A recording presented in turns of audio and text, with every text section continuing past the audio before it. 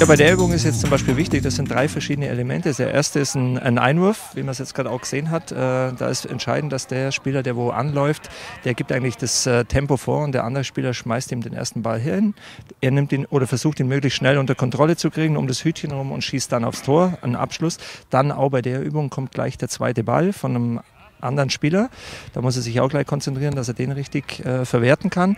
Und dann in dem Moment muss er eigentlich auch schon wieder umschalten und auf das dritte Hütchen gehen und sich dann konzentrieren, weil er dann eigentlich nur eine Flanke bekommt, die für ihn auch zum Verwerten ist. Das ist halt wichtig. Der eine ist ein Dribbling, wo er einen Einwurf bekommt, wo er einen Ball kontrollieren muss. Das zweite ist ein Schuss und das dritte ist eigentlich eine Flanke.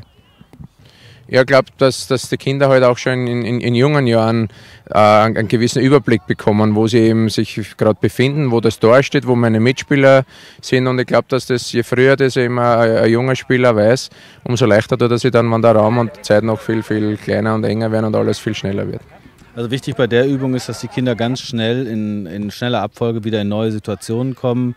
Das heißt, sie haben ganz unterschiedliche Aufgaben. Sie müssen beim Einwerfen das Timing haben, sie müssen bei den Schussübungen aber zum Beispiel auch das Durchhaltevermögen haben, durchzulaufen und sich darauf zu verlassen, dass der andere timet, dass der Pass richtig kommt. Sie müssen sich permanent neu orientieren beim Laufen, um das rote Hütchen, um das blaue Hütchen rum.